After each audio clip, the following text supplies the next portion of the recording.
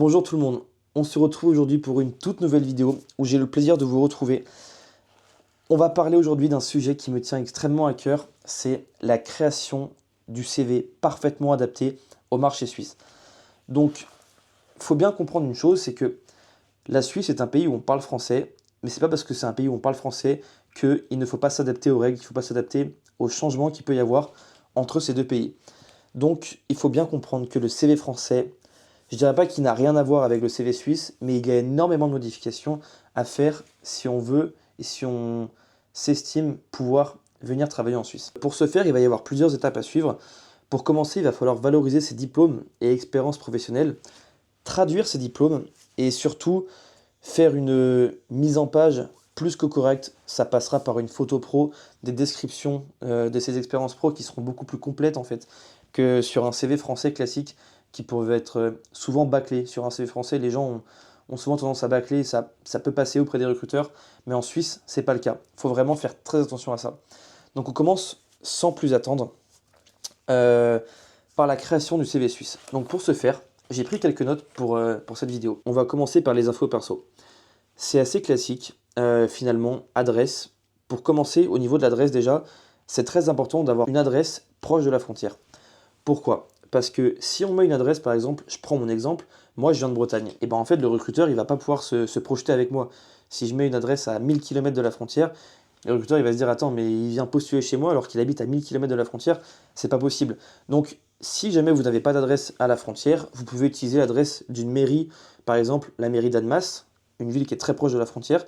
Ça le fera parfaitement, le recruteur n'ira pas vérifier exactement où est-ce que vous habitez, mais il verra pardon, que c'est le département collé à la frontière suisse. Donc pour lui, ça posera pas trop de problème. Vous allez mettre votre numéro de téléphone, il faut rajouter le plus 33 devant. Le recruteur suisse n'est pas censé savoir que pour appeler un candidat, il est censé mettre un plus 33 devant le numéro de téléphone. Ça peut paraître tout bête, mais ça lui évitera d'aller chercher les informations sur Internet et donc ça lui facilitera la tâche pour vous rappeler. En deuxième, une photo pro avec une chemise blanche derrière un mur blanc, avec voilà, pas une photo lors de votre dernière vacances avec un chapeau de paille sur la plage en train de boire un cocktail. Là, on s'attaque aux équivalences de diplômes, ce qui en réalité est très important. Un baccalauréat en France. En Suisse, on va appeler ça la maturité. Un recruteur suisse, il va voir que vous avez obtenu votre bac en 2018, par exemple, un bac général. Il n'est pas censé savoir ce que ça veut dire, il n'est pas censé savoir ce que ça vaut. Donc, c'est très important de faire les équivalences, d'écrire les équivalences. Donc vous pouvez écrire que vous avez obtenu votre bac en 2018 et juste en dessous, entre parenthèses, équivalent suisse égale maturité. Pour par exemple un CAP, moi pour ma part j'ai un CAP cuisine, j'aurais pu écrire CFC. CFC ça veut dire certificat fédéral de capacité. Et pareil, ça vous permettra au recruteur de se dire ok, il a fait l'effort de traduire son diplôme, donc c'est concis, c'est concret et il comprend directement ce que ça veut dire. Il n'a pas besoin d'aller sur Internet et à chercher exactement ce que ça veut dire. Ensuite, on va parler des expériences pro. Présente tes expériences professionnelles par ordre chronologique en mettant l'accent sur tes responsabilités et sur tes réalisations. Il est très important de détailler précisément ce que tu réalisais auparavant. Cela intéressera beaucoup ton futur employeur. Je m'explique. Je vais prendre l'exemple de mon CV au format français et ensuite de mon CV au format suisse. Si par exemple je détaillais ma dernière expérience que j'ai faite, c'était dans un restaurant étoilé. Pour le CV français, j'aurais mis demi-chef de partie au garde-manger. Donc le garde-manger, c'est le poste. Et puis j'aurais pu mettre, voilà, donc le poste occupé, demi-chef de partie au garde-manger. Souvent sur un CV français, tu vas mettre le poste occupé. Et puis ensuite, bon bah voilà, réalisation éventuellement des entrées. Et basta. Moi, c'est ce que je vois tout le temps sur les CV. C'est des expériences pro qui ne sont pas détaillées. On n'explique pas ce qu'on fait. Les dates, elles sont approximatives. Alors que si je vous fais la même description du CV suisse, par exemple, parcours professionnel, décrire toutes ces expériences en commençant par la plus récente. Préciser la date d'entrée et de sortie dans chaque entreprise avec le mois et l'année en précisant le type de contrat, que ce soit un contrat en CDI ou un contrat en CDD. Décrire très précisément le poste occupé avec les responsabilités qui vous étaient confiées, citer ce que vous avez appris grâce à cette entreprise et aussi, c'est très important de citer des choses que vous avez apportées à l'entreprise. Je m'explique, très important d'expliquer ce qu'on a appris et ce qu'on a apporté. Pourquoi? Ça prouvera que vous avez apporté des choses, apporté des améliorations à l'entreprise. Donc par exemple, au niveau des améliorations, ça peut être par exemple sur un poste de commercial, Ça peut être une amélioration du chiffre d'affaires, ça peut être une amélioration de l'organisation au sein de l'entreprise, ou bien même améliorer l'esprit d'équipe. Et pourquoi expliquer qu'on a aussi appris des choses? Ça prouve que vous êtes ouvert à l'apprentissage, que vous êtes ouvert aux nouvelles méthodes de travail et que vous êtes tout simplement prêt à tout le temps vous remettre en question. Et ça, c'est très important pour un employeur.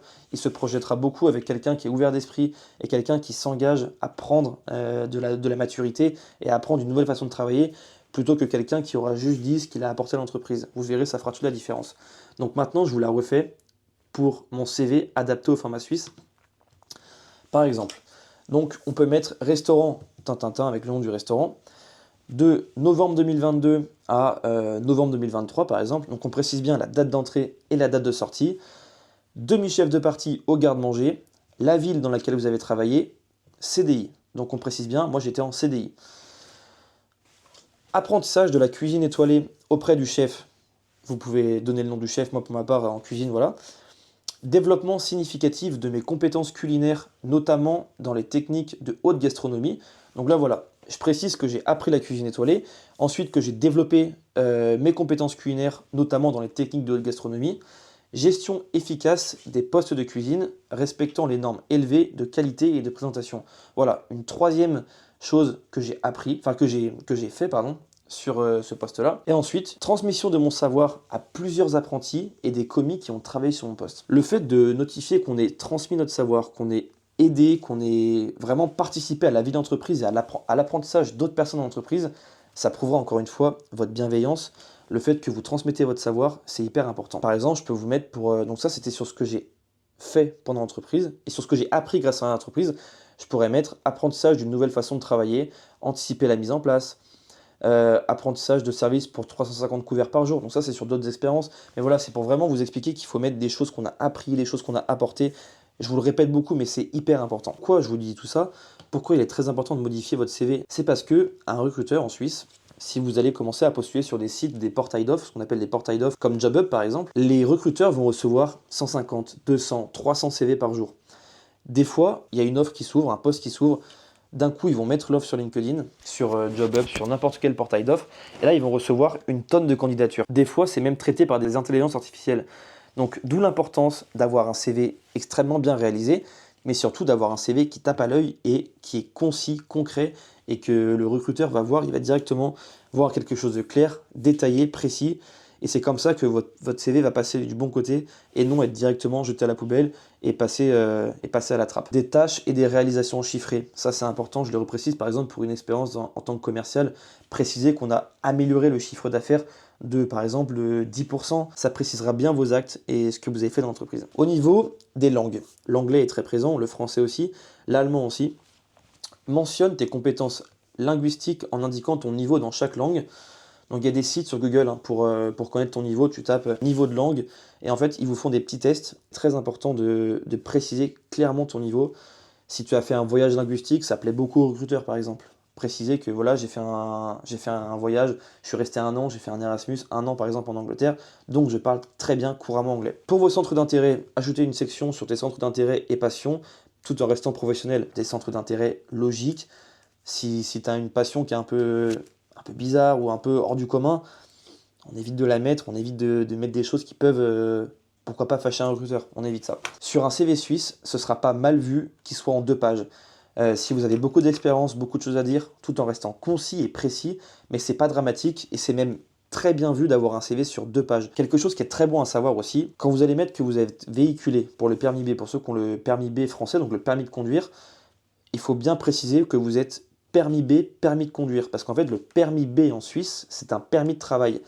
Donc, si vous jamais vous mettez permis B et que vous écrivez juste permis B, le recruteur il va se dire ok, il a déjà un permis de travail et du coup finalement il aura une fausse info et le jour de l'entretien il sera déçu. Donc bien préciser si vous avez votre permis de conduire, c'est important. Si vous avez déjà un permis de travail pour les frontaliers, ce sera le permis G. Donc si vous avez le permis G, vous l'écrivez. Si vous ne l'avez pas, vous n'écrivez pas. Je vous laisse là-dessus. Si vous avez des questions en commentaire, n'hésitez pas à me les poser, je vous y répondrai avec plaisir. Si vous voulez en savoir un peu plus sur la thématique du frontalier suisse, sur la création de CV et que vous avez vraiment envie de passer à l'action et enfin tripler votre salaire, multiplier votre salaire par 3 grâce à la Suisse, je vous invite à cliquer sur le lien qui sera juste en dessous de la vidéo. Sur ce lien, vous pourrez réserver un appel et avoir accès à mon programme d'accompagnement dans lequel je vous ferai un plaisir de vous retrouver et de vous accompagner. On vous fera vraiment un plan d'action clair et clé en main pour que vous puissiez vraiment passer de l'autre côté et enfin multiplier votre salaire par 3. C'était Théo, je vous laisse là-dessus. Ciao.